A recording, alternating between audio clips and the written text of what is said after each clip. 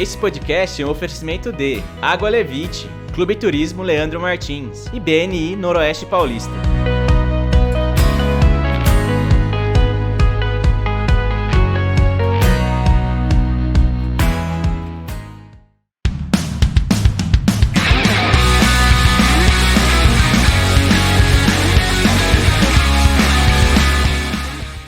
Fala galera de Rio Preto e região, estamos chegando com o episódio de 1 ano do Rio Preto Cast. Obrigado aí mais uma vez a você que sempre acompanhou a gente nesse 1 ano. São aí, contando com esse já 37 episódios, muita coisa, muita risada, muita emoção, enfim, só assuntos super interessantes.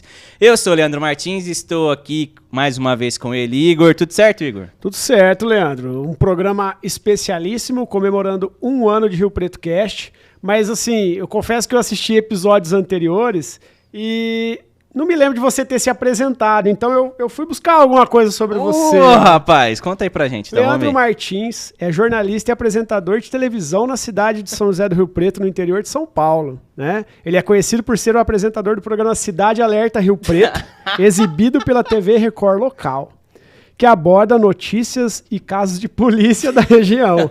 Além disso, ele também já trabalhou como repórter e apresentador de outras emissoras, como TV Tem e TV Rio Preto, Leandro. Rapaz, a gente não sabia desse seu metaverso, hein, Leandro? Esse lado, eu conhecia isso, mas rapaz do céu, que isso, hein? Agora eu vou fazer uma breve apresentação do Igor, porque eu também fui, né? Acho que desses são 6, 7 programas, né? Por aí, exatamente. E até então também você não se apresentou, mas não seja por isso. Vamos lá. Igor é um apresentador e podcaster aqui de São José do Rio Preto. Além disso, ele gosta... Olha, é muito louco isso, cara. Ele é músico e professor de inglês, conhecido por uma personalidade descontraída e conduzir conversas interessantes e informativas. Eu não sabia disso, não. Música eu sei que você dá uma beliscada aí, toca um violão, né? Agora... É, bem amador, né? Pra ser chamado de músico falta muito ainda. E claro, temos aqui hoje o nosso convidado de 1 ano...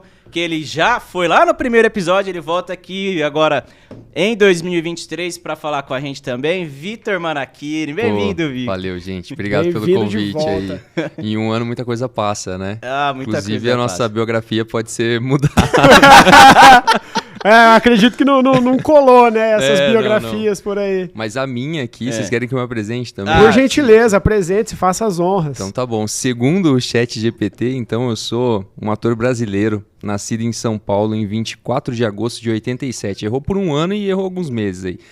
Ele iniciou sua carreira artística em 2008 como modelo e em seguida estreou na televisão em 2010, na novela Uma Rosa com Amor. Eu nem sabia que essa novela existia, cara. Eu lembro de Café com Aroma de Mulher, alguma coisa nesse sentido. Exato. Chocolate com pimenta, alguma coisa assim, né? Exibido pelo SBT. Desde então, ele já participou de diversas produções televisivas, como Rebelde, Chiquititas, Os 10 Mandamentos, Apocalipse e Gênesis. Caraca, velho, eu fiz a Bíblia. Cara, você sai do Rebelde e vai pro Apocalipse. Não, é isso. Além disso, o Vitor também atua em filmes e peças teatrais. Ele é conhecido por sua beleza e talento como ator, conquistando cada vez mais fãs e reconhecimento na indústria do entretenimento. E, cara, eu não pude deixar de perguntar, né? Depois disso que ela colocou, eu falei, ele também fez parte do Backstreet Boys? aí não, ela foi direto, não, ele só atuou como ator. talvez como Menudo ou, quem sabe, da extinta banda Twister. Porra, Twister, cara. Muito louco. E galera, a gente se apresentou assim pra falar pra vocês que o assunto de hoje é sobre inteligência artificial, ChatGPT, que é o que tá muito na alta aí, todo mundo falando, e é bom, é ruim, o que a gente pode fazer, enfim. Então esse é o assunto de hoje. Vamos apresentar o nosso convidado assim de uma maneira um pouquinho mais mas formal, né? Antes disso, Leandro, só gostaria de lembrar você que está aí nos assistindo, né? Se inscreva lá no nosso canal, né? Deixe seu like, inscreva-se no Rio Preto Cast, vai estar aparecendo aqui bem nesse cantinho, já me localizei. E acompanhe nossas redes sociais, também no Instagram, @Rio Preto Cast. E, por gentileza, faça as honras. Claro, vamos lá então, ó. Vitor Manachini, futurista e entusiasta da criatividade, acredita no poder da transversalidade para desbloquear caminhos e construir possíveis futuros mais abundantes. Isso é muito profundo. É um dos fundadores Mas tem uma explicação. Então já se explica. É um dos fundadores da Reset Hub e da Think Plug, membro da Singularity University, mentor também da NASA e Space Apps, dá para você falar um pouquinho de tudo isso. Pô. Já desenvolveu projetos para grandes marcas como Pfizer, GM, Gucci, MRV, Sanofi, dentre outros. E Pô, legal. um ex-Backstreet Boy. Muito O chat GPT ainda não te conhece deste tempo, mas nesse é um metaverso ex-Backstreet ele Boy. não me conhece Não te ainda, nesse conhece. multiverso.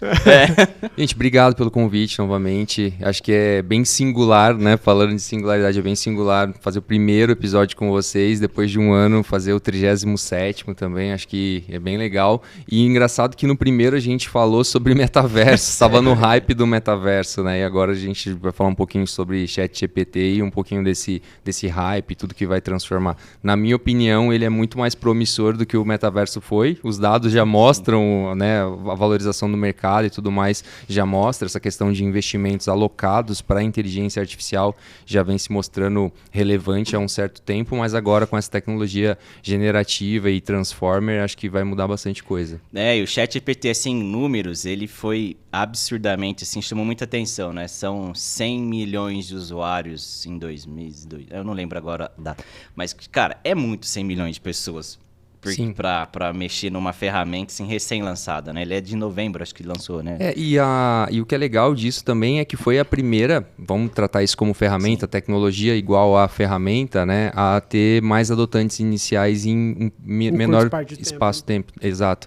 Então a gente chegou a um número de 1 milhão aí bem mais rápido do que qualquer outra rede social e ferramenta, né? Então isso foi importante também. Por aí já dá pra gente entender esse nível de, quando a gente fala de adotantes iniciais, né? De quem começa, os early adopters que começam a utilizar e não sabe se vai dar certo. Nesse caso, assim, todo mundo já olhou, não, isso aqui dá certo, resolve um problema pra mim já. Falou, me ajuda aqui na escola, me ajuda aqui, isso aqui eu já entendi. Criar um trabalho de ciências, né?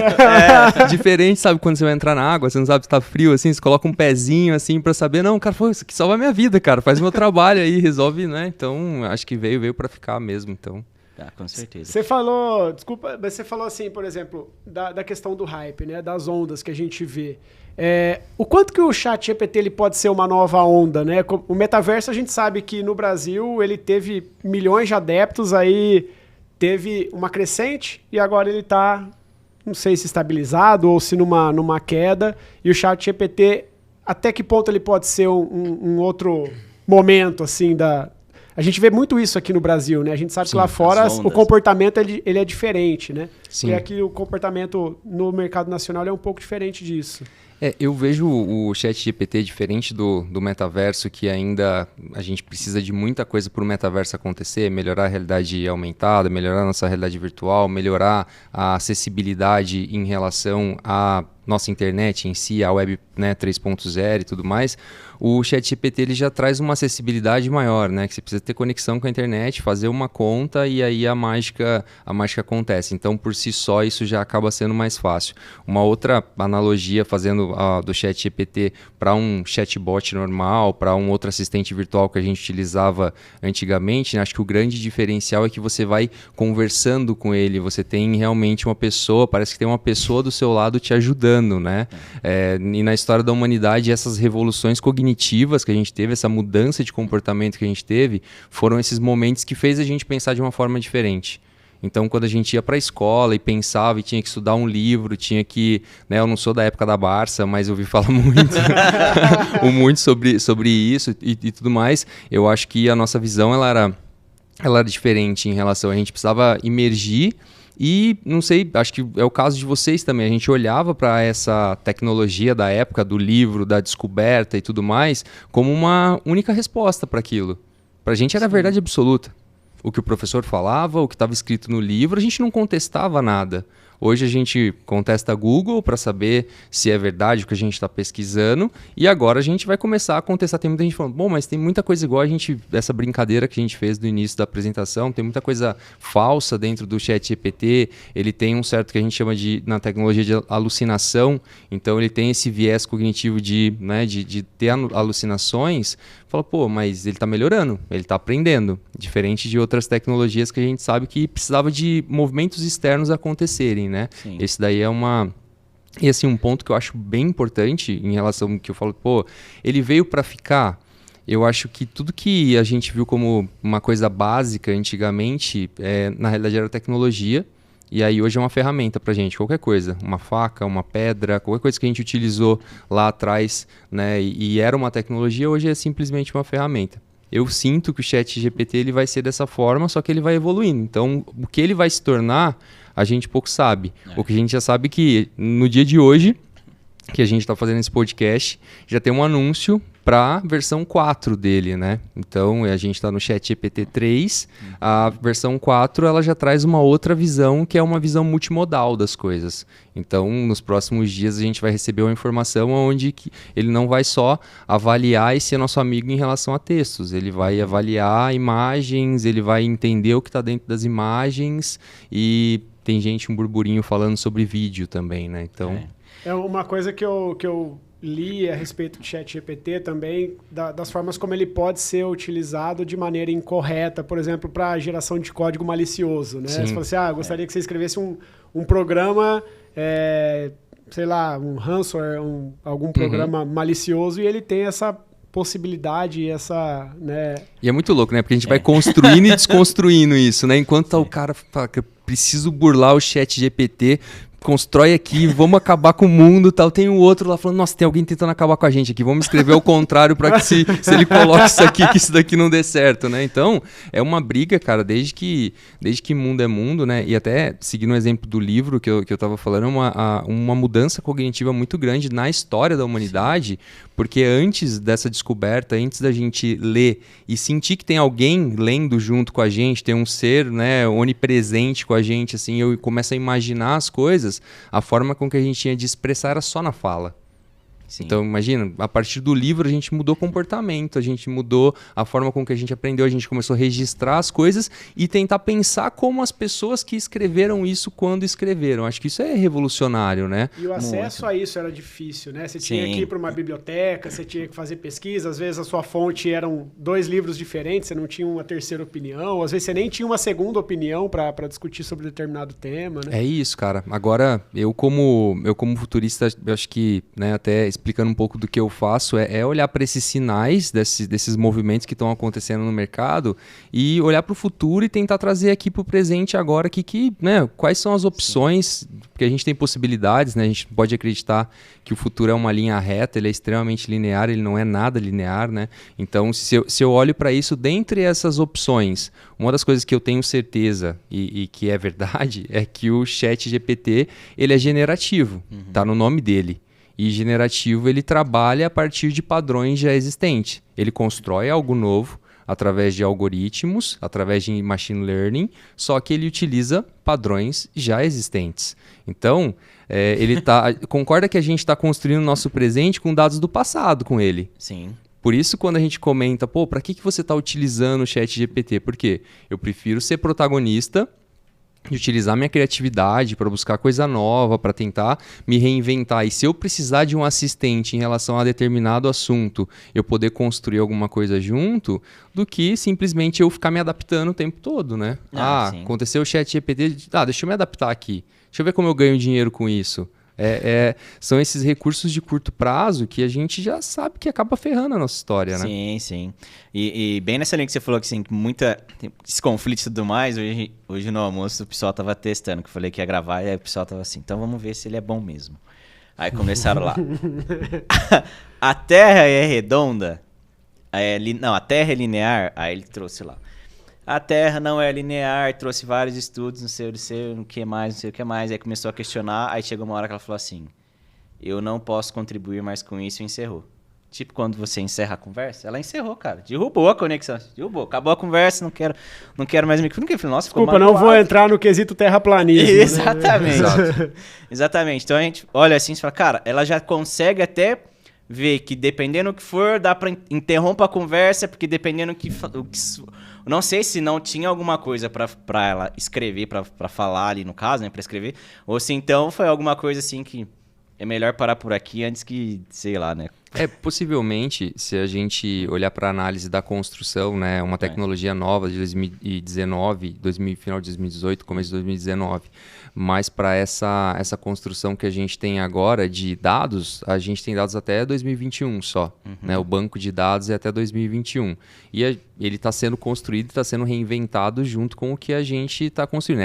Acho que essa é a maravilha realmente de machine learning, né? A gente ter o aprendizado de máquina junto com a gente. Mas acho que o próprio nome já fala bastante sobre isso, né? A gente tem um design generativo, tem uma forma generativa de pegar esse padrão já existente e construir algo novo através de algo que já foi treinado, no caso por humanos, ou seja, o banco de dados inicial até o final de 2021, quem deu foram seus criadores, você pode pegar dado daqui, e aí com isso você vai transformar, que aí vem do T.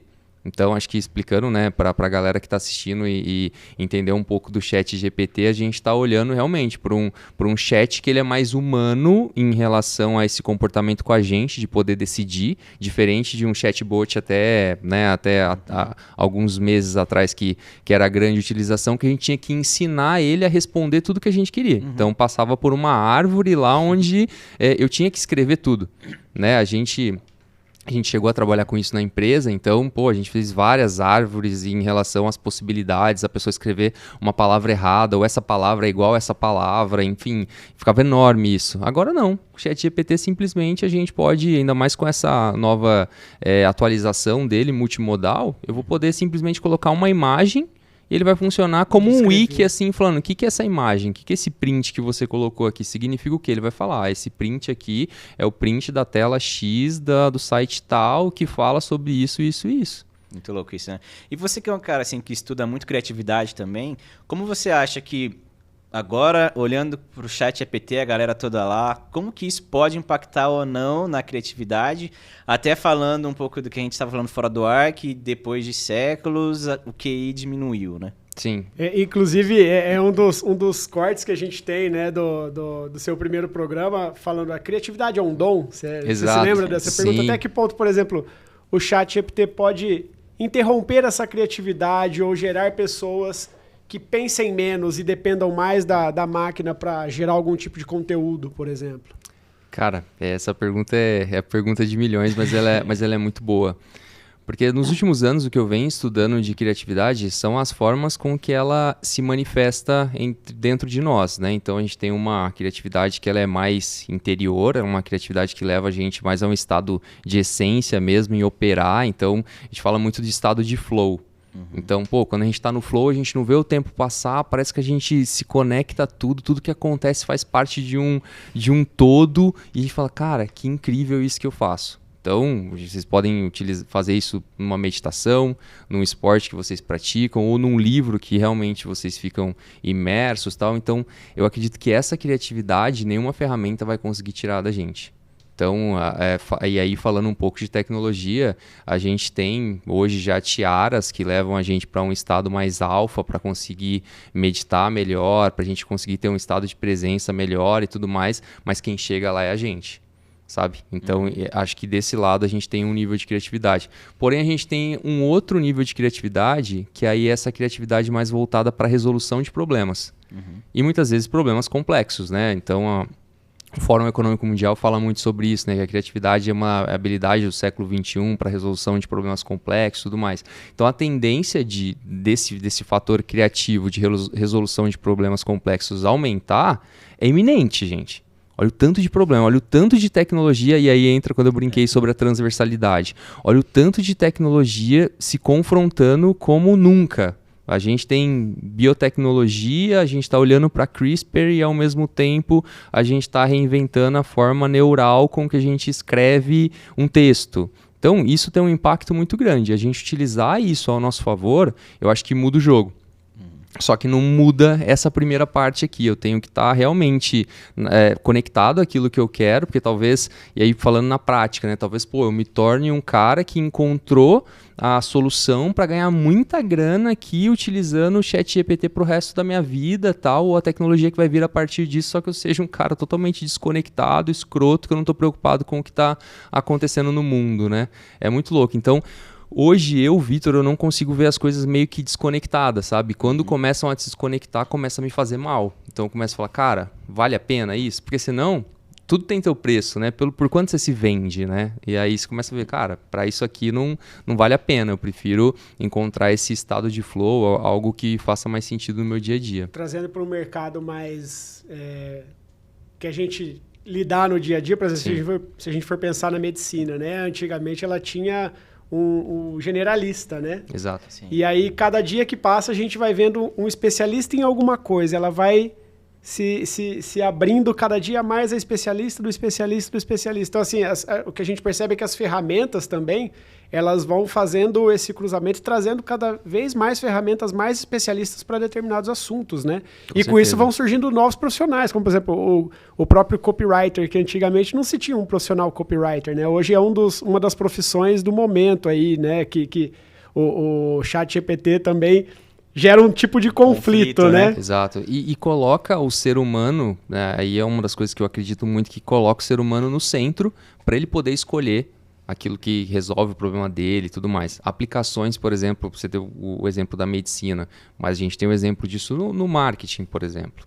Né? Então, outro fator que com o ChatGPT, se eu uso um prompt, tem prompts mais avançados que eu já testei, que ele faz o mês inteiro de conteúdo de marketing para você. Em uma coisa que você pede, ele cria o calendário inteiro de conteúdo para você. Se você souber um pouquinho mais sobre isso, transforma isso numa tabela. Você manda hoje para um Canva essa tabela. Você importa essa tabela no Canva e ele constrói carrosséis de conteúdo para você em instantes. Você já vai mudando imagens e tudo mais. Aí, pô, beleza. Essa é uma forma mais nível, né, easy, assim, que seria mais fácil. Mas a gente pode olhar para um Midjourney, por exemplo, que aí é onde a gente olha para o ChatGPT versão imagem. A gente criando os prompts pedindo para o Midjourney, né, para a galera que já acessou e quiser saber um pouquinho mais também, acho super legal. O Midjourney ele já fica dentro do Discord, mas dá para testar acho que até 25 imagens gratuitas, que você pode pedir para ele da mesma forma que você pede por ChatGPT, em inglês, você pede para o Midjourney, ele te dá imagens. Então, na prática, pô, Vitor, onde vocês utilizaram o Midjourney na empresa de vocês, por exemplo, para clientes e tudo mais? A nossa apresentação nova institucional, a gente queria uma cara para cada produto e serviço que a gente vende. Uma cara humanizada, mas algo que trouxesse uma essência. A gente criou imagens dentro do Midjourney com isso, sabe? A gente fez um vídeo, uma apresentação.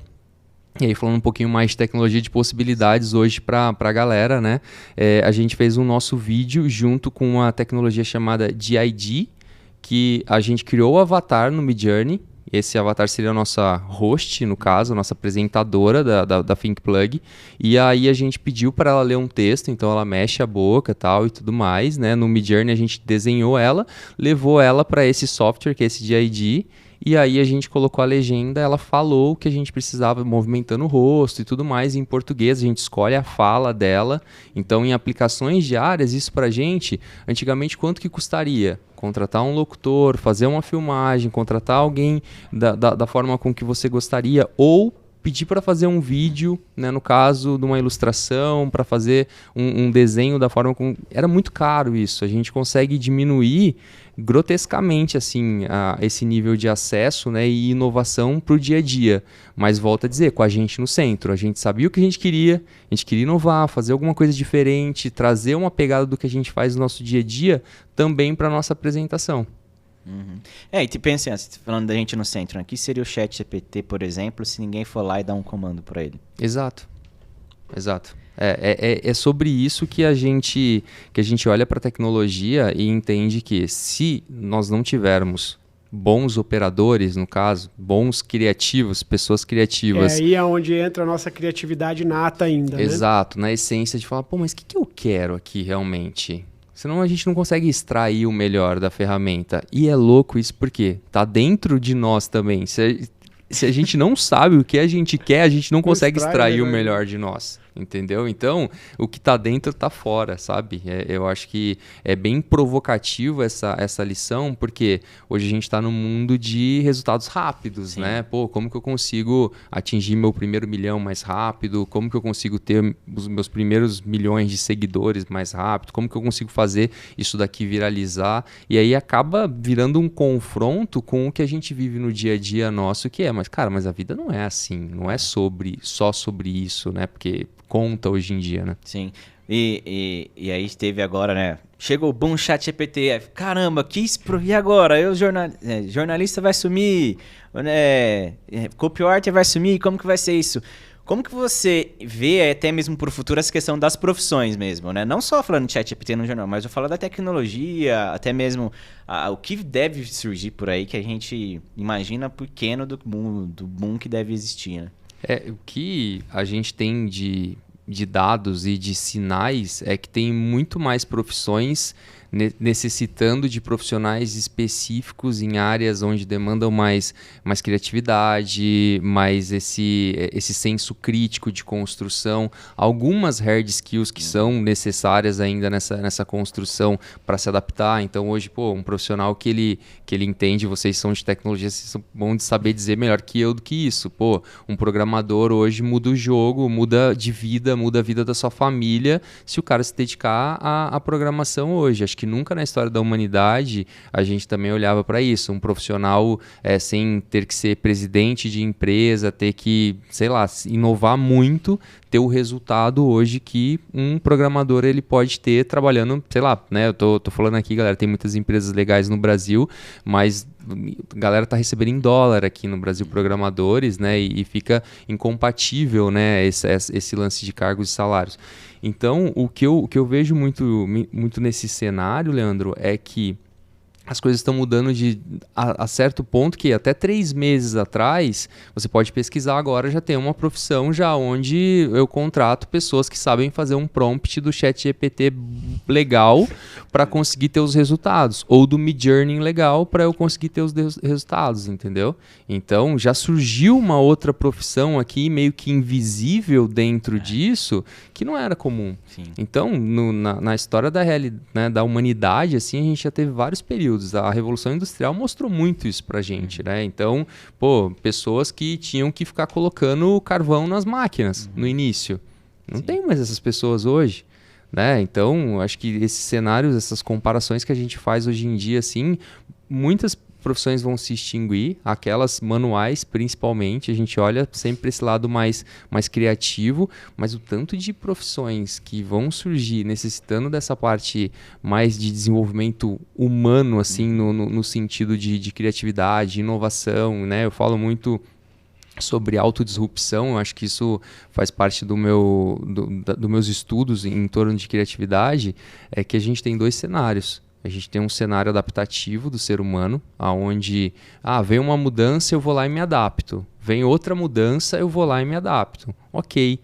Na minha opinião, a adaptação é uma coisa natural do ser humano. Desde que a gente é gente, no caso, desde a revolução cognitiva, que a gente começou a imaginar o mundo de certa forma, começou a andar em grupos, começou a instaurar uma certa ordem, isso já é natural nosso. Então, vocês concordam comigo? Quando a gente olha para uma habilidade chamada adaptabilidade, a gente fala, nossa, isso é essencial porque é natural. Então, cara, isso é, né, vamos seguir. É basal, né? É basal, exato. Agora a gente tem um outro cenário onde a gente não fica esperando esse tipo de adaptação. A gente é a adaptação. Fala, qual que é a minha melhor versão que eu quero ser dentro desse cenário, dentro do que eu gosto de fazer, dentro do que eu posso inovar, né? Então, eu vejo que essa visão de autodisrupção, eu divido ela em 3 partes, mas ela fala muito sobre isso, sabe? Que é de resetar velhos padrões, então a gente olhar para uma primeira visão de reset. E é legal que na década de 70, com os computadores enormes e tal, você precisava ir dentro da sala de máquina do computador e tinha um botão grande onde era esse reset. Você precisava manualmente ir lá apertar isso aqui, deu errado, vamos fazer de novo e tudo mais. E aí trazendo para o ser humano, eu acho que a gente tem esse botão dentro de nós que de vez em quando a gente tem que olhar, será que não está na hora de eu esvaziar meu copo aqui um pouco, olhar para o que está acontecendo, será que eu estou indo para o caminho certo? e não precisar ficar esperando uma provocação para que isso aconteça. Para que isso né? aconteça, exato. Porque aí eu começo a me abrir para o novo. Falo assim, cara, vamos se abrir, vamos entender o que está acontecendo, porque aí eu tenho um segundo movimento que para mim é tudo cíclico, que é o movimento de reinvenção. Então, primeiro eu reseto, depois eu me reinvento, porque eu tenho espaço. Você não consegue... Acho que vocês já viram isso, já um celular. Quando vocês pegam o celular de vocês e em algum momento encheu a memória tal, e tudo mais, vocês não conseguiam fazer mais nada. Não conseguem nem desligar o celular às vezes. Quando ele enche muita memória ou ele não liga. Se ele está fazendo uma atualização, uma vez eu perdi quase o meu iPhone, porque ele estava fazendo uma atualização, mas ele não tinha memória suficiente. E aí eu fui e falei, nossa, deixa eu desligar, que ele não ligava mais. Por quê? Eu tentei colocar mais coisa do que cabia, não entrou tudo que precisava e aí não ele... Não tinha espaço para atualização. Não tinha espaço. Então acho que o primeiro ponto é, vamos dar esse espaço e aí a gente começa a se reinventar. E aí o terceiro ponto que eu vejo que faz muito sentido com o mundo que a gente está vivendo é esse mundo de inteligência coletiva, que é onde eu acredito que a gente precisa se reconectar. Por que eu falo? Não é só se conectar, é se reconectar a algo que já está aqui. É um novo mercado, tem pessoas que já estão olhando de certa forma, tem pessoas que já estão tendo uma visão mais integral de mundo, sabe? Que já estão olhando e falam assim, cara, tem um outro jeito de fazer as coisas, não é a tecnologia pela tecnologia, será que vale a pena? Acho que a gente precisa se perguntar também para entender se vale a pena fazer o que a gente está fazendo, né? Ah, com certeza. É o humano sendo humano, né? Humano sendo humano, exato. Máquina sendo máquina, porque vocês já devem ter visto aquela figurinha, uma figurinha antiga, né? Que tipo que o ser humano tá no computador, os robôs estão olhando assim, né? Tipo, falou assim, cara, o que ele tá fazendo, né? Então, tipo... Ele está sendo o automático do negócio e os robôs estão andando, estão vivendo, né? Então, eu acho que no dia a dia, se a gente andar na praça aqui, sair para... Acho que a maioria das pessoas estão olhando pro celular hoje, né? Sim, é um mundo à parte, né? Aí entra até do que a gente falou, comentamos um pouco lá atrás, né, no ano passado, mas também trazendo agora, que é a questão do metaverso, né? Das pessoas... Não sei se... tem o medo de... Ou se elas já vivem o metaverso e nem sabem que vivem num mundo tão paralelo, né? Sim. Que eu já nem sei o que é. Às vezes ela nem sabe o que é real e o que não é mais, né? O Nicoleles, né? Um dos maiores neurocientistas do mundo, né? Brasileiro e palmeirense. Eu não sou... Você é palmeirense também. Com certeza. Eu não curto muito. Eu vi que você era palmeirense. Eu não curto muito. Eu sou palmeirense, mas não... E aí ele, cara, ele tem mais de 2.000 camisetas do Palmeiras. Cara, não sei se é verdade, mas ele tem... Tem um episódio dele sensacional num dos podcasts do Pode Porco, que foi o Nicoleles. O cara é fera. E eu acho que quando ele vai em algum podcast, ele mostra uma coisa diferente. E quando eu conheci ele, acho que foi em 2017, 2018, eu trouxe um palestrante da Singularity uma vez para Rio Preto, aqui, o Renato Stefani. E o Renato Stefani tinha entrevistado ele naquela época no podcast dele. E aí foi onde eu conheci o Nicoleles, sabe? A interface cérebro-máquina, tudo isso aí meio que mexeu com a minha cabeça. Falei, cara, e o cara é brasileiro ainda, né? Tipo, isso mexeu bastante. Mas ele comenta, né? Ele faz uma brincadeira. Ele fala assim, cara, se os alienígenas, né, chegarem aqui na Terra e olharem assim pra todo mundo no celular e tudo mais, ele falou, cara, a gente vai ter que ver uma forma de conversar com a mão, porque eles falam pela mão, sabe? Eles vão olhar assim a mão, falou, cara, eles conversam pela mão. Então, é uma coisa assim, a gente tá obedecendo alguns padrões já automáticos, né, em modo randômico, que já não faz sentido. Vocês assistiram aquela série chamada Periféricos, no Amazon, no Prime Video? Cara, não assisti. Cara, dica de série. Podem assistir que vale a pena. E não vou dar muito spoiler, mas uma das coisas que acontece, parece no começo da série que a gente está falando de um jogo de realidade virtual e tudo mais, depois a gente começa a ver que a gente tá falando muito mais de viagem ao futuro através, né, a transportar a tunelamento quântico. Então, o que é legal dessa série é que eles contrataram, acho que a Futurism, que é o principal blog, se eu não me engano, são eles que estão junto nessa série, construindo a narrativa, mostrando as possibilidades mesmo desse tunelamento quântico, né, de levar a tua consciência para um outro estado, em outro multiverso que altera o teu presente, então o teu futuro alterando o teu presente, né? Isso não é spoiler, mas vocês vão começar a ver de uma forma, depois vocês vão falar, pô, eu lembrei do Vitor aqui, cara chato, né? Mas aí tem uma parte que é muito do que a gente tá fazendo agora. Imagina que no futuro tem uma versão sua, só que não é você robô. Você foi impresso em 3D lá, mas é você perfeitamente, o teu corpo, tudo certinho. Você tá impresso lá. Só que aí tem momentos que você volta pro teu presente agora, dias atuais, tal, você precisa voltar porque aconteceu alguma coisa, você precisa voltar, o bicho tá pegando aí que você precisa voltar. Beleza, você voltou. O que acontece com o robô que tá lá? Porque tem um mundo acontecendo lá. Eles entram no modo randômico. Eles fazem atividade igual o robô. Então, tem hora que a personagem ela pega e volta, na hora que ela se vê, ela voltando pro futuro, na hora que ela tá se vendo assim, ela tá brincando com as crianças com uma bola, assim, sabe? Tipo, né? Caramba, uma bola, né? Tipo, como eu não me lembro disso, né? Cara, quantas coisas que a gente faz no nosso dia a dia e depois a gente fala, cara, eu já fiz isso aqui. Eu já guardei, sei lá, a garrafa de água na geladeira, ou já tirei o negócio do micro-ondas que era pra tirar e tal, e a gente nem lembra que a gente fez, cara. É muito no automático. É o déjà vu do multiverso. É o déjà vu, exato, cara. Rapaz, que profundo. Cara, você falando me lembrou um negócio do... Porque é muito controverso algumas coisas. O Elon Musk, pra quem não sabe, ele ainda é um dos donos da... Como é que chama? A criadora do ChatGPT. Ah, não é mais, ele saiu da OpenAI, né? Da OpenAI, isso. Aí ele saiu, ele era mais... Aí ele é um cara que criticou um pouco essa questão do ChatGPT e tudo mais, né? Fez algumas questões. Aí eu fiquei pensando, falei, cara, por que ele tá criticando se ele é um cara que quer pôr um chip na cabeça das pessoas? Sabe umas coisas nesse sentido? Esse vídeo é muito controverso, né? Então, é muito polêmico essas questões, né? Envolvendo inteligências artificiais, o que futuro vai esperar, o que a gente tem que esperar do futuro, né? Enfim.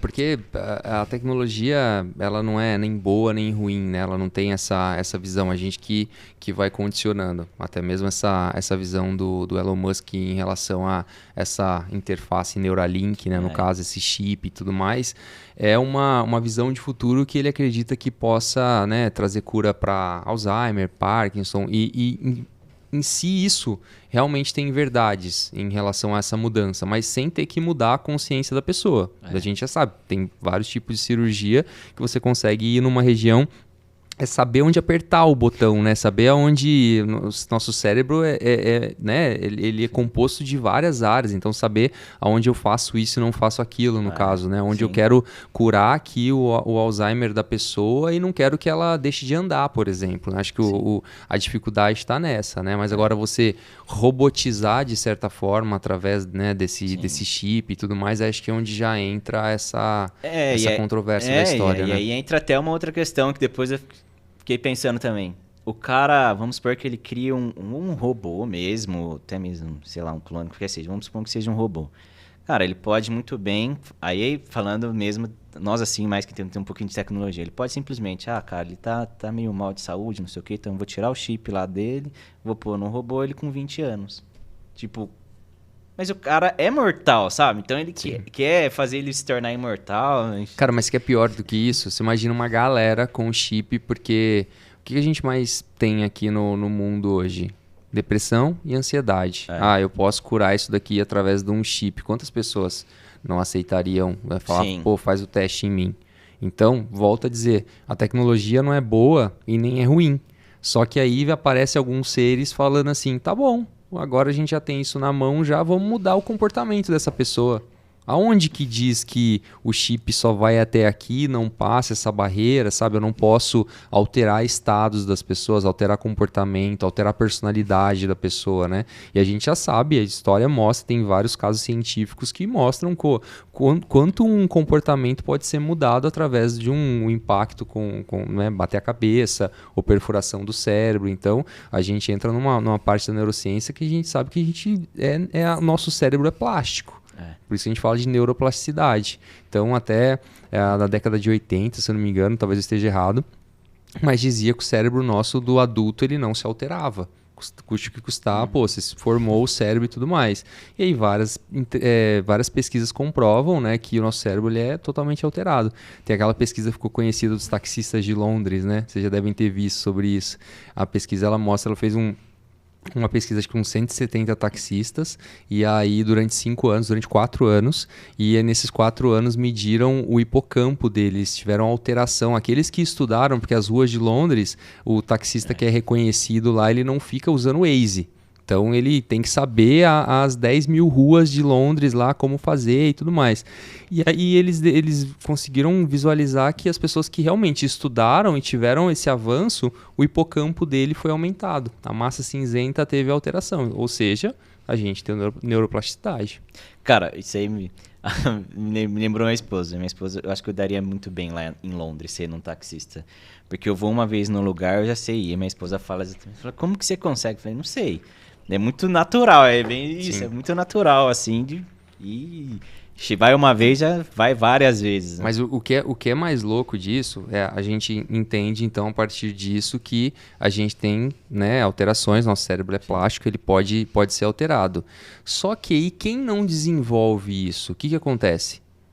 Mesmo que, por exemplo, talvez se me desse um guia 4 rodas, realmente, para eu abrir o guia em cima do carro, tal, eu ficaria perdido em relação a isso, não me desenvolveria bem, tal, ou talvez seja uma crença minha, se só tivesse essa opção, eu teria que utilizar e acabaria dando certo, né? Mas por ter nascido num mundo onde quando eu fui para São Paulo a primeira vez, já tinha um GPS com 18 anos, já, né, roots daquele GPS que colava, Tom, sabe? né? O famoso Tom. O famoso Tom lá que você colava com aquela ventosa, sabe? E aí você tentava. Então, eu não participei desse mundo, assim. Eu vi meu pai fazer isso, mas eu não participei desse mundo onde eu não sabia como chegar, né?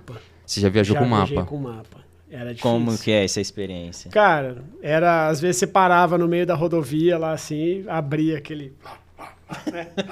né? E ia tentar se localizar. E, tipo assim, você não tinha olhar pra cima, saber onde você tá e... eu tô aqui. Não era. Era bem intuitivo. Você olhava assim...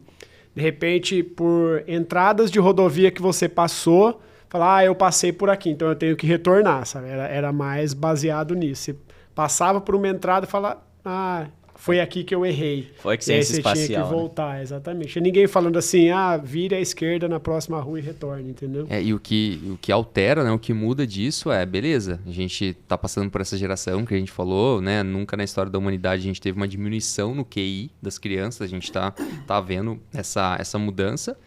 E em contrapartida, os adultos que não estão utilizando a memória como deveria utilizar, porque o próprio Elon Musk fala muito sobre isso, né? Que a gente já vive um certo ciborguismo em relação ao celular, que ele já se tornou uma extensão do nosso corpo, né? Sim. Quando a gente fala, meu celular está sem bateria, a gente não fala, a gente fala, eu tô sem bateria. Ou seja, a gente como se o celular fosse, né, num todo já junto com a gente. E as informações de memória, de calculadora, de várias coisas que a gente fazia sozinho, a gente já transportou para ele, né?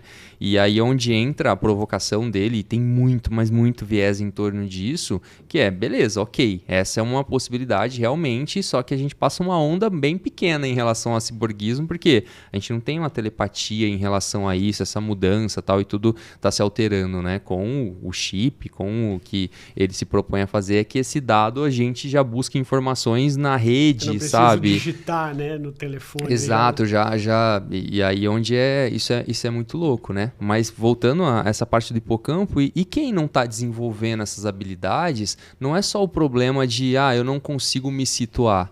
Isso também é comparado a quantidade de memória que você tem. Quem tem o hipocampo mais desenvolvido também tem uma memória melhor. Se eu tenho uma memória melhor, eu consigo desenvolver outras habilidades, sabe? É meio que âncora. Uma coisa vai ajudando a outra a acontecer, não é simplesmente ele não se localiza. Uma pergunta meio provocativa, então, nesse sentido, porque se a gente utiliza muito a tecnologia, por exemplo, para ir para algum lugar, a gente trabalha menos o cérebro para poder chegar a determinado lugar, como o caso do Leandro, que se localiza fácil, sem precisar de um GPS. O quanto a gente, de fato, está encurtando a nossa memória ou a gente está livrando espaço para coisas maiores, para pensar em outras coisas? Tudo bem. Se a gente for pensar por esse sentido, a gente está livrando espaço. Mas a gente precisa também preenchê-lo com outras coisas, senão, realmente, né, a gente vai derrubando o nosso QI, né? Sim, cara, a gente pode resolver, um dos meus sócios, o Ale, ele fala bastante sobre isso. Acho que não tem nada melhor do que a gente resolver esse tipo de coisa no corpo, sabe? Testando em nós. Uhum. Vamos pensar aqui então, sendo que a gente teria o mapa, todo esse lance da atenção e tudo mais. Hoje a gente tem o Waze e o Google Maps, onde ele tá falando pra gente onde a gente vai e tal e tudo mais. O que a gente está fazendo enquanto isso acontece? A gente está criando a nona sinfonia? A gente está, sabe? A gente está construindo, escrevendo um livro? A gente está... Cara, não. A gente está nesse modo, né, automático, pensando como que vai ser a reunião quando chegar, como que vai ser... Então, nesse ponto, eu acho que a gente ainda não aproveita da melhor forma que tem a tecnologia. Ela está, sim... Ela tá libertando a gente, falar, ó, você não teria que ter essa preocupação. Sim. Só que eu acho que quando isso evolui um pouco mais, aí, né, uma tecnologia que já não é nada incomum pra gente, mas de carros autônomos, aí a gente já começa a falar assim, pô, liberou mais espaço, agora eu não preciso, antes o Waze só me falava, agora o carro tá indo, eu consigo fazer outras coisas. No começo você vai tentar pisar no freio, não quero ir pra cá, tal, e tudo mais, mas depois você vai se acostumar, tal, e, né, então eu acho que tem algumas fases para isso acontecer. A minha preocupação, por isso eu falo de autodisrupção, é qual mudança que a gente está vendo que pode acontecer, é uma hipótese, né? Então, carros autônomos e tudo mais, a gente sabe que é uma realidade. Mas quando isso acontecer, como que eu estou preparado olhando isso hoje para isso? Porque, cara... Né, essa pergunta que você fez é a pergunta de bilhão também, né? De falar, beleza, como que eu estou usando esse tempo? Porque eu vou ter mais tempo, você quer dizer então que eu vou ter mais tempo no futuro e mesmo assim eu vou estar pensando, não vou ter esse tempo. Exato. Tipo, eu tenho fazendo uma viagem de 2 horas com o Waze lá ligado, não tenho que me preocupar com rodovia, porque ele vai me falar a hora que eu tenho que virar, mas o que eu tô usando meu cérebro nesse meio tempo? Se eu não tenho, eu só tenho que... Seguir. Quer ver uma outra coisa louca? A gente já não consegue mais ficar sem fazer nada.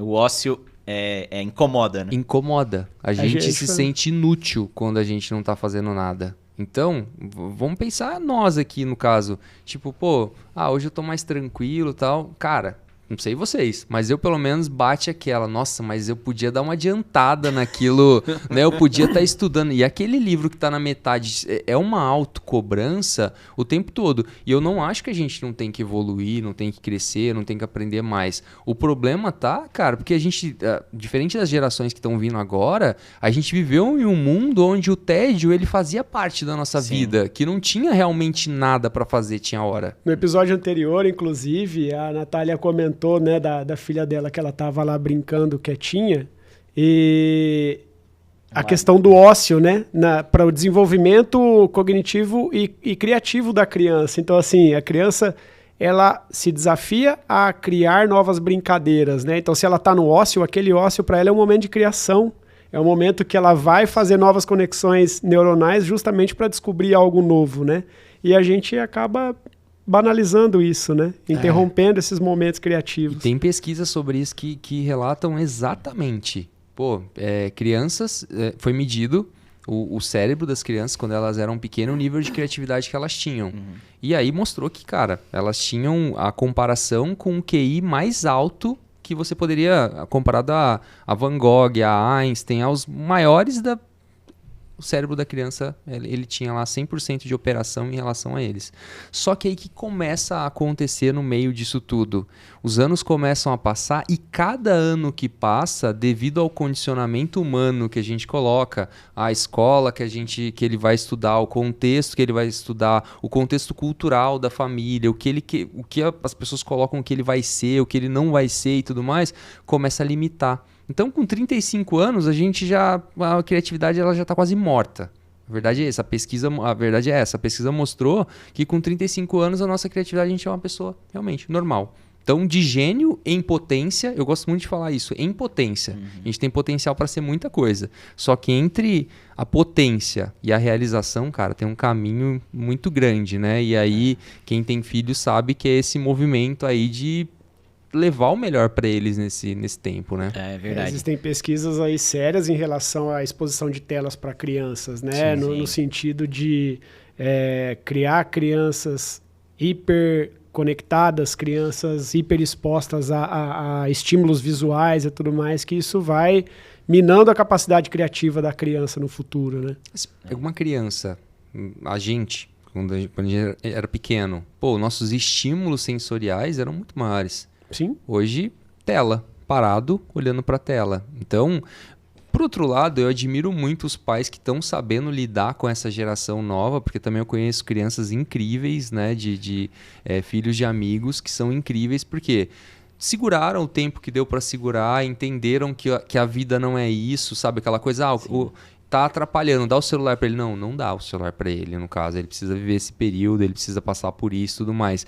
E conforme elas vão crescendo, já mostra que o software delas tá atualizado, cara. Elas são diferentes de nós. Fala assim, cara, como que esse moleque sabe disso? Outro dia eu tava conversando com uma filha de uma amiga da minha esposa. Ela tem 12 anos, se eu não me engano. E aí ela falando de certas coisas comigo, eu falei, não, quando eu tinha 12 anos eu nem imaginava isso, cara, não fazia parte. Então, ao mesmo tempo que os estímulos são muito grandes, né, a gente tá vendo crianças também com 12 anos com várias síndromes, com vários problemas psicológicos que a menor parte da nossa geração tinha isso com essa idade, pelo menos. Né, essas crises existenciais, pelo menos com 12 anos eu não tinha crise existencial, galera. Eu tinha que estudar, gostava de esporte, tinha que fazer bem lá, tal. Minha crise era que eu não era bom no basquete, por exemplo, sabe? Eu falei assim, cara, brincar e o quanto de criança que hoje não acaba indo para indicação medicamentosa, né, tomando Ritalina e tal, sendo que na verdade ela só precisa de brincar, né? Aquela criança ela não expande, ela fica comprimida dentro de um espaço, tela o dia inteiro, tudo mais, e aí ela não tem aquele momento de expansão, né? E aí acaba girando um ciclo que a criança é TDAH, a criança né? Ou a criança é agressiva, Então, né? Pô, é o que você falou, espreme a pessoa. Dependendo da personalidade que ela foi criando, ela consegue espremer e sumir. Então, ela vai sumir, ela vai falar, pô, a pessoa parece que não existe. Ou se a pessoa ela já tem uma personalidade mais forte, você começa a condicionar esse ambiente, espreme, a pessoa começa a explodir. Porque ela fala, cara, não me encaixo nisso aqui e tal. E você fala, nossa, essa criança é agressiva. Será que ela é agressiva mesmo? Ou o ambiente onde ela estava foi levado a isso, né? Muita coisa, muita reflexão que a gente precisa fazer ainda aí, para as coisas. Vocês falaram do carro autônomo, eu lembrei do negócio. Pensa assim, ó, o carro, você não vai precisar do GPS, porque o carro, ele sabe, você só fala pra ele onde você tem que ir. Cara, você vai poder brincar com seus filhos, você vai poder conversar com a sua esposa, coisas que, tipo, brincar com o filho, por exemplo, se você tá dirigindo, você já não consegue. Então é um tempo que você vai ganhar, são prós e contras dos negócios, né? Você concorda que a gente nós criamos narrativas o tempo todo, nós seres humanos. Nós damos significado para as coisas. Então, isso aqui é caneca, só que a partir do momento que essa caneca, que era só um objeto, um recipiente para eu tomar água, ele se tornou um souvenir e algo de valor muito grande, porque tem um logo aqui, cara. Tem um logo do RPCast aqui, aí isso aqui já muda minha visão de mundo em relação ao que ela simboliza para mim. Ou seja, eu vou cuidar mais dela, eu vou deixar ela num lugar... Antigamente, não, era só um recipiente para eu poder tomar o líquido. Então, a gente dá significado para as coisas da mesma forma do carro. Então imagina o carro autônomo. Cara, para essa geração que está chegando agora, ela não vai nem se importar. Já são dados, 85% das crianças, dos jovens que estão fazendo 18 anos já não estão buscando tirar a CNH, entendeu? Já falam, não, para que eu vou perder tempo? Uber, né? Vou de Uber e tudo mais, para que eu vou perder tempo com isso? A nossa geração já é uma geração que colocava o nome no carro. Né? Tipo, o carro... A moto, é verdade. Minha mãe tinha um Cerejinha, cara, um Passat vermelho, eu me lembro disso. O carro tem um nome carinhoso, sabe? Tem um cuidado, tem uma coisa assim, é um ser junto com a gente. Olha que louco isso, né? Então, acho que entra dentro disso. Pô, vamos ter mais espaço, só que a gente vai ter que praticar um desapego muito grande na nossa história. Porque quem é amante de carro mesmo, cara, quer sentir o barulho do V8, fala, nossa, como é que eu vou viver com um motor elétrico e emulando um V8, né? O pior é isso, né? Carro. Não existe, né? E agora o segundo problema é esse, né? Os kits que são vendidos pra fazer o barulho dos carros. Você sabe que você tá sendo enganado, cara. Sabe assim? Você tá me enganando na minha cara, velho. Mas tudo bem, né? Mas tudo bem. Melhor o barulho do que sem barulho, né? Mas eu acho que a gente entra nesses confrontos, nessas narrativas que a gente criou no decorrer da nossa existência, que muitas coisas a gente vai precisar desapegar. né, essa era do acesso e tudo mais, de poder utilizar mais as coisas do que ter mais as coisas, a gente já entendeu. Tinha uma ferramenta que eu utilizava antes do treinamento, esqueci o nome da ferramenta, eu não sei se ela existe ainda hoje, mas basicamente fazia um cálculo da sua casa, o tamanho da sua casa em metros quadrados, o quanto de TV você tinha, quantas geladeiras, quantas pessoas moravam na casa, tal e tudo mais. Você fazia meio que um assessment para responder esses dados. Em seguida, ela mostrava a partir do teu comportamento, quantas terras precisariam se o mundo só tivesse pessoas como você. Olha que louco isso. Se tivesse o mesmo comportamento. Então, na época lá, você deu 4,8 terras, por exemplo, de acordo com o meu comportamento. Cara, pega sei lá, né? Pega os bilionários aí, quantas terras precisam, entendeu? Para fazer isso, né? Então, a gente só vive da forma que a gente vive porque tem uma desigualdade muito grande, tem muita gente sem nada. Por isso que ainda a terra, ela consegue lidar com tudo que a gente gasta, consome e tudo mais. Como que você vê, como que você vê, cara, essa questão, até que você falou dessa desigualdade? A gente fala muito de inteligência artificial, muitas coisas, celular de alta capacidade, de última geração, a gente tem as assistentes virtuais, tipo a Alexa. São coisas assim, o celular hoje ele tá mais acessível para a população, mas tipo, um assistente virtual talvez não. Então, como que você vê essa questão dessa desigualdade mesmo? Como que você vê isso no futuro? Porque hoje a gente fala de desigualdade social, desigualdade financeira, enfim, vários tipos de desigualdade. Como que você vê isso quando a gente fala nessa questão aí de tecnologia, enfim?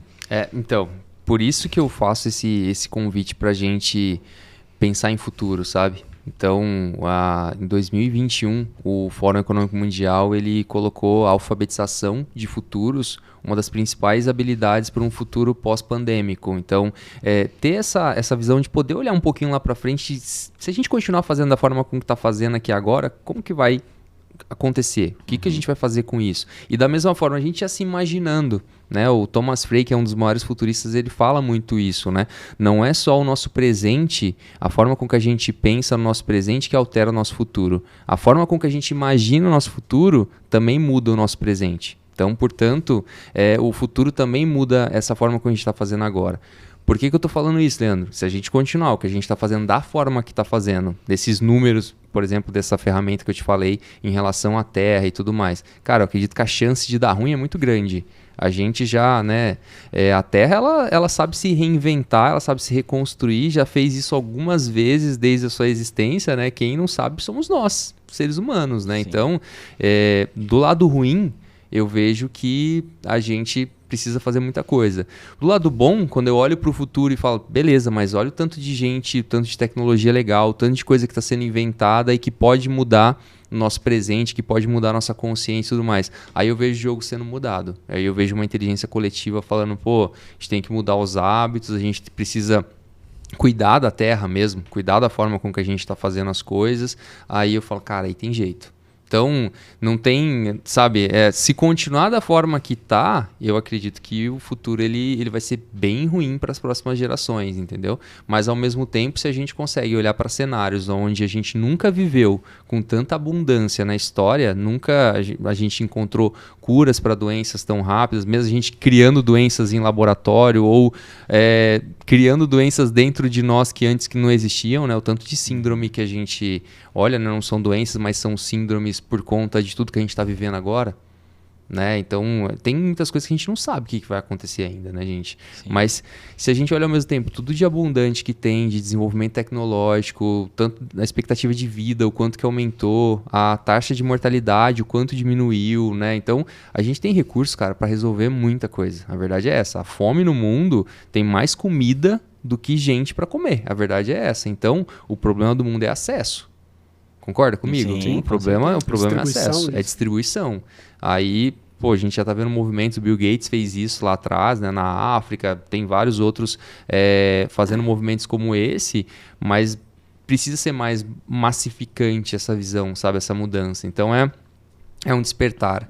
Então, sei lá, a gente olha para os grandes, né, nomes aí da nossa história, tal, que realmente uma mudança em 1905 o Einstein mudava a história do mundo como, né, de uma forma jamais vista, né? Então acredito que tenhamos que ter mais Einstein, mais cientistas, mesmo mais pessoas do bem querendo mudar essa realidade, sabe, para a gente conseguir ir por um caminho melhor.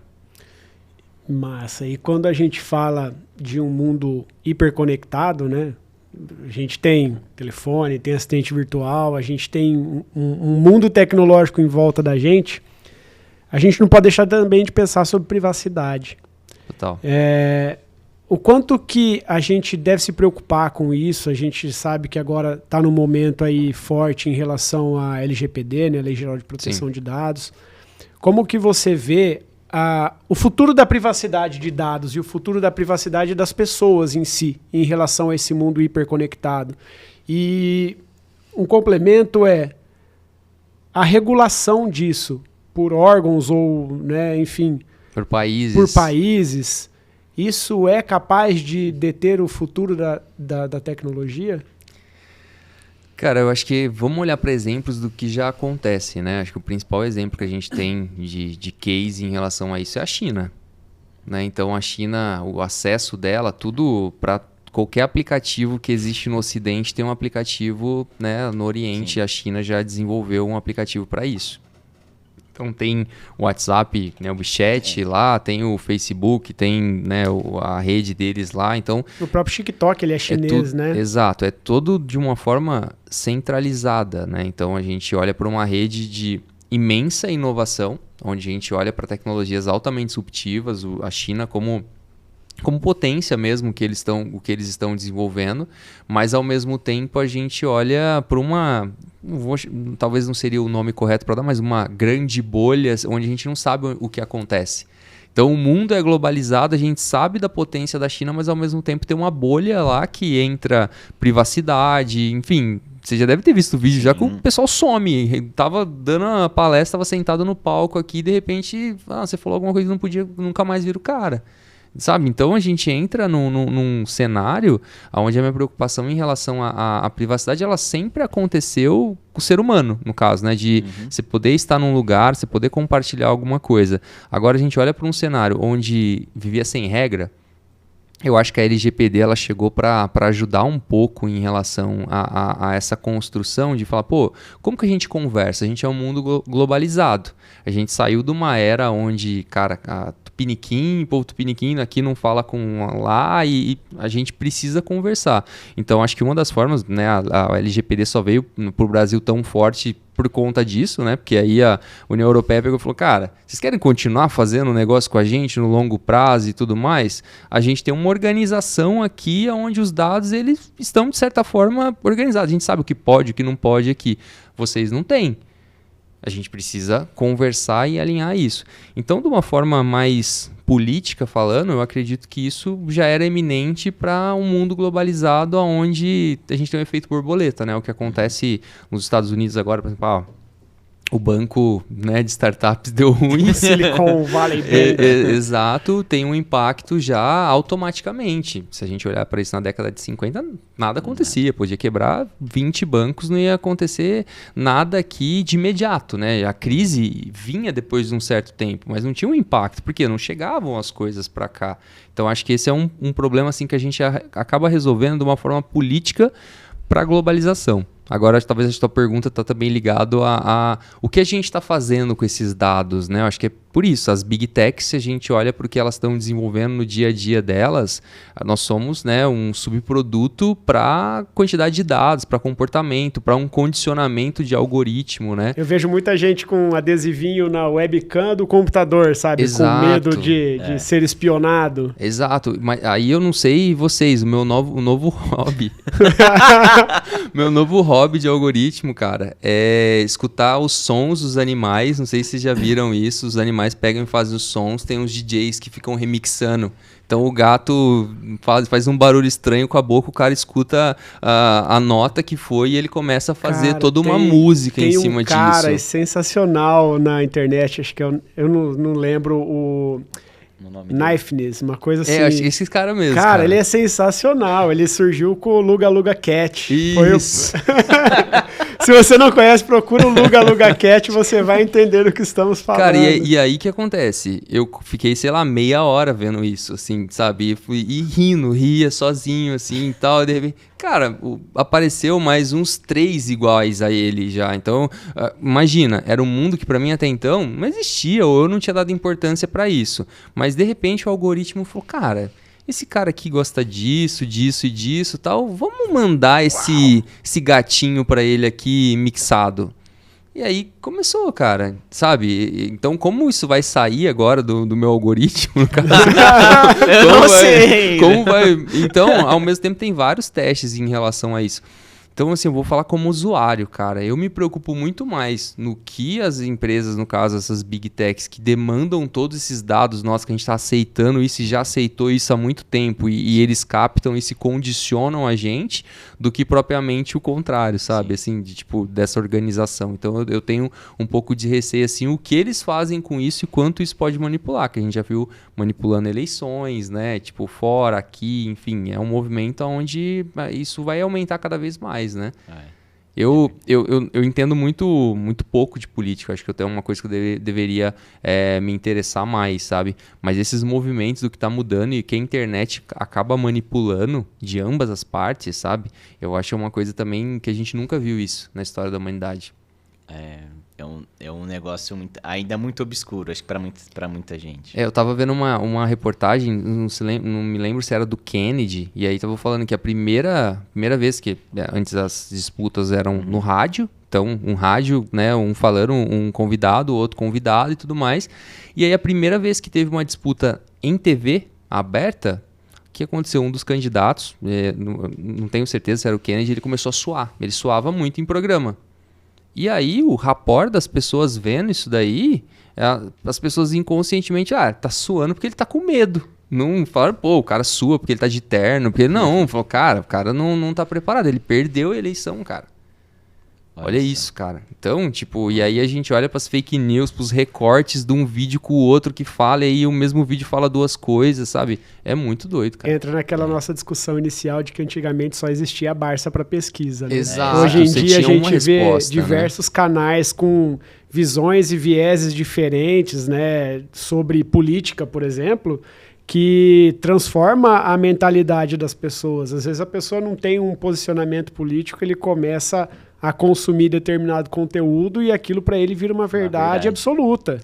E eu acredito muito nisso, que quem vai dominar esse mundo nos próximos anos são as pessoas que dominam a narrativa, como sempre foi, né? O storytelling, acho que o Joseph Campbell fala muito sobre o herói de 1000 faces, né? A jornada do herói em si, e eu acredito muito que quem vai dominar o mundo são as narrativas de quem souber contar melhor essa história, e agora essa história ela se desmembra em vários multiversos, eu acho. A verdade é essa, né? No caso, a minha história é essa, para você que gosta de tecnologia, mas pra você que gosta, sei lá, de alpinismo, a minha história é essa daqui, cara, porque eu caí também. Lembra quando eu brincava de tecnologia lá nos Backstreet Boys e tal, e tudo mais, uma vez eu fui escalar, e aí minha jornada do herói se conecta ao cara que gosta de escalada, tá ligado? E aí quando a gente entra nesses dados cruzados, né, a gente fala assim, pô, de repente eu peguei um cara que tem um hipocampo menos desenvolvido, que ele não ocupa aquele espaço do cérebro porque ele tá lá vidrado no Waze, e ele compra essa narrativa que ele acabou de escutar aqui num vídeo. Cara, ele não vai tomar como verdade. É o mesmo exemplo do chat GPT que a gente começou brincando. Fala assim, cara, você vai perguntar e essa é a única verdade, você vai colocar para as crianças, vão colocar no teu trabalho de escola uma única resposta que vocês tiveram. Exato. Sabe, vocês não vão se questionar, não vão provocar em relação a essas verdades, no caso, como se fosse um Deus onisciente, onipresente, que acabou de responder uma coisa que veio do nada. Parece que alguém do além, né? Na criatividade antigamente falavam que era chamado de Daimon, né? Que era uma voz do além que via. E aí o chat GPT agora é a criatividade em pessoa, porque conseguiu resolver isso. Será que é isso? Então. E se tiver outras respostas para isso, né? Eu recebo num grupo que eu participo de pessoas que trabalham com marketing digital lá, né? Um comentário que uma pessoa colocou assim, ó.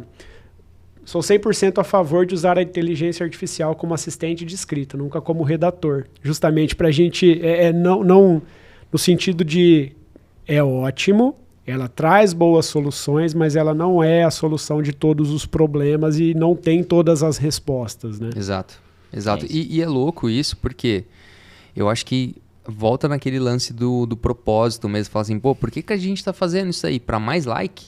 Por exemplo, por uma empresa, no caso, que está deixando de contratar um redator que a gente acredita que ele traria algo original também, porque tem muito viés em torno disso, né, cara? Eu já vi empresas já copiando, plagiando conteúdo e aí deu ruim, cara, porque falou, cara, mas eu te contratei aqui, você é um redator contratado para trazer alguma coisa original aqui e aí a inteligência artificial mesmo mostrou 3 trechos aqui que foram cópias de outros artigos. E aí? Aí a gente tem que se contestar. É antes de ChatGPT isso, entendeu? Isso já acontecia desde que o... Já tinham cópias já. Então, eu vejo que essa massificação, essa coisa da industrialização das coisas, então, quanto mais eu faço, mais eu ganho. Então, se eu sou um redator freelancer que eu consigo fazer 3 textos só por dia, porque minha capacidade criativa é para isso. 3 textos é igual, sei lá, 10 páginas de livro. Estou fazendo muita coisa. Vou te entregar 3 bons textos. Exato. Né? E o que eu tenho que fazer nesse movimento? Eu tenho que tornar um excelente escritor, onde eu me valorizo para isso, as pessoas vão querer muito o meu texto. Não o outro lado, onde...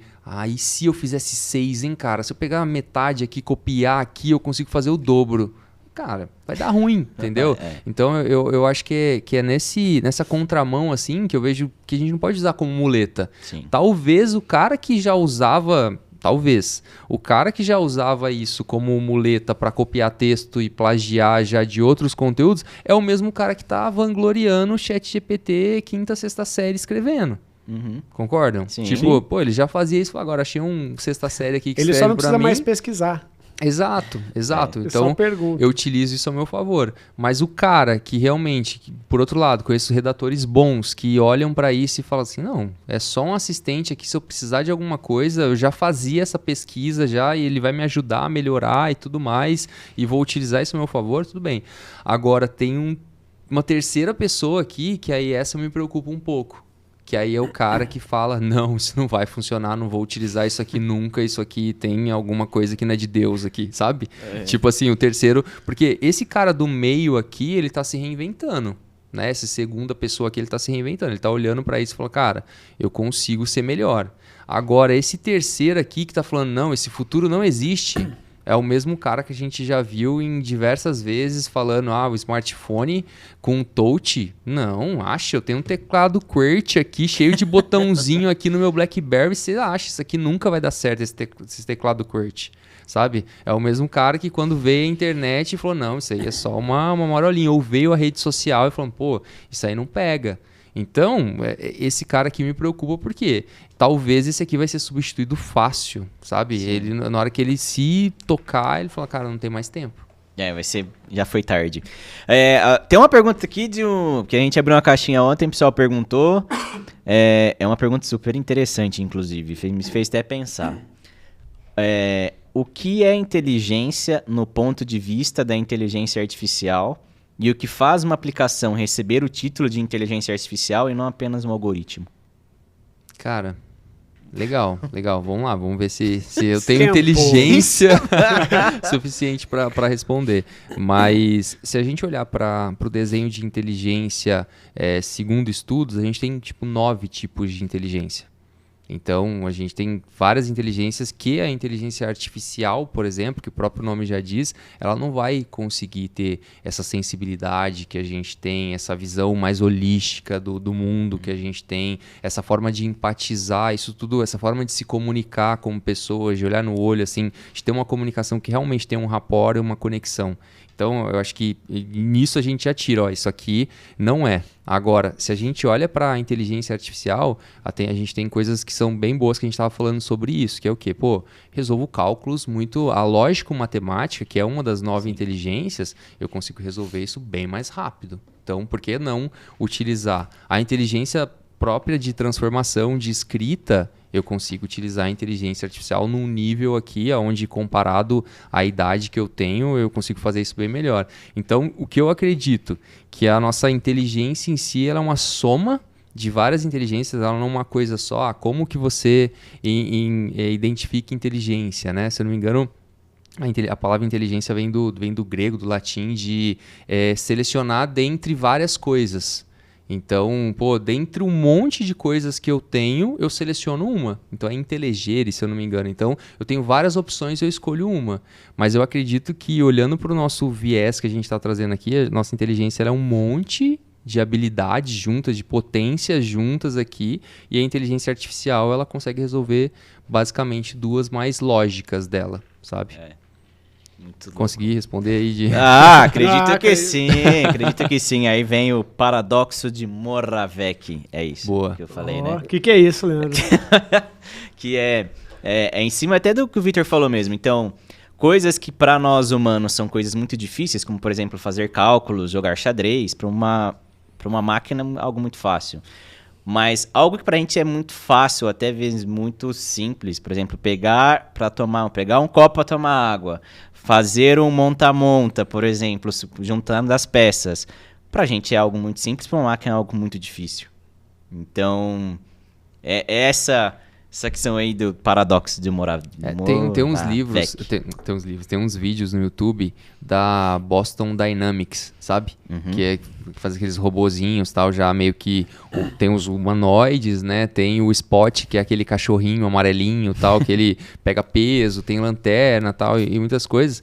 É legal você ver o começo disso, para você ver o quanto evolui ano a ano. Então tem vídeos antigos, deve ter vídeo de 2016, 2017, quando tava começando, que é o simples, sabe? Hoje os robôs dançam, tem várias músicas eles dançando performaticamente, sabe? Eles fazendo coisas junto, passando uma coisa pro outro, tal e tudo mais.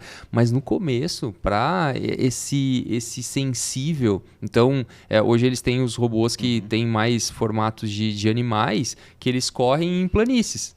Olha a dificuldade disso, gente. Olha, pra gente...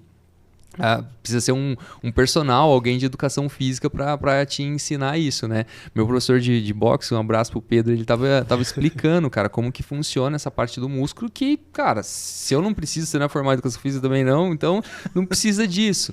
Mas ele falou, cara, não é só a força que você tem, no caso, para soltar o golpe, para empurrar alguma coisa, para fazer alguma coisa. Se você não tiver a força desses músculos de trás aqui na hora que você for voltar, você imagina, isso aqui te jogaria longe, teu braço. Então você iria, se tivesse só força pra ir, na hora excêntrica, acho que chama, cara, na hora de voltar, ele voltaria com tudo, você jogaria teu ombro lá pra trás. Por quê? Você tem um monte de músculo, um monte de mecanismo conectado pra segurar a volta.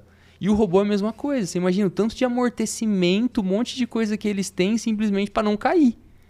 E a gente já tem isso natural no nosso corpo. Conforme a gente aprendeu a andar e tudo mais, isso aí já é pra gente, é o natural, essa adaptação. A gente viu que aqui escorrega, a gente viu que aqui a gente tem que levantar, engatinhar, a gente já sabe como fazer isso, né? É, muito natural. Vitor, muito obrigado, cara, pela tua presença. Eu que acho agradeço. que foi um papo super bacana. Esclareceu pra muita gente aí a questão do ChatGPT. Vai dar muita conversa ainda. Vai. Então você também, se gostou, já comenta aí também, já compartilha com o teu amigo, já fala aí o que você tem pra falar também. Eu sou contra, eu sou a favor. Deixe seu comentário, né, Igor? É isso aí. Eu gostaria de te dizer uma coisa, isso não foi combinado, eu guardei isso pro final do programa. Algumas das perguntas que você respondeu aqui hoje foram criadas pelo ChatGPT. Caraca! A gente... escreveu lá, né, que você participaria, falou que o Vitor é um futurista e tal, deu algumas dicas para ele. E assim como no começo do programa ele criou uma narrativa completamente inverídica sobre cada um dos participantes, né? Prova que a ferramenta usada da maneira correta, ela pode nos auxiliar também a ter um resultado positivo. Cara, então, teve assim, uma pergunta que eu falei que a pergunta era muito boa. Foi o ChatGPT que fez? Depende qual delas. Não, porque eu joguei lá pra cima pra saber. Dentre as perguntas, por exemplo, a de privacidade, que foi a última que eu te fiz aqui, foi uma das perguntas que o ChatGPT jogou para falar sobre, né? Quando a gente fala de futurismo, eu simplesmente falo assim, o Vitor, ele é futurista, trabalha com tecnologia e tal, inteligência, e ele me jogou assim, pergunta sobre privacidade. É muito louco. Entendeu? Isso, né? Então, assim, ele ter perguntado isso ele, porque já tem esse condicionamento. Exato. É um assunto que sempre que envolve temas de futuro e tecnologia, a privacidade ela está embutida, né? Então, assim, temos perguntas também, temos coisas boas a extrair Sim, das com ferramentas, certeza, entendeu? com certeza. Eu acho que, como a gente falou, gente, não tem bom e ruim na tecnologia. Eu acho que o melhor dela é a gente sempre utilizá-la como ferramenta. A verdade é essa. Isso. Então, ferramenta. Não pensar em tecnologia como alguma coisa que pode salvar vidas, mas por meio de ferramenta. Com certeza. E como as pessoas aí te encontram, se alguém tiver alguma dúvida, quiser conversar, qualquer coisa? Cara, em qualquer canal, @Victor Manachini, tá bom? Vocês não vão ver nada de Simples tiquititos lá. Não pergunta pro chat GPT, senão ele vai te indicar coisas incorretas a respeito de Vitor Manachini. É isso. Obrigado, viu, galera? Obrigado aí pela Valeu, oportunidade as portas mais uma vez. estão Siga as abertas. redes sociais do Vitor, então, @Vitor Manachini. Sigam também a gente lá nos nossos canais, @RioPretoCast, no Instagram também, @RioPretoCast.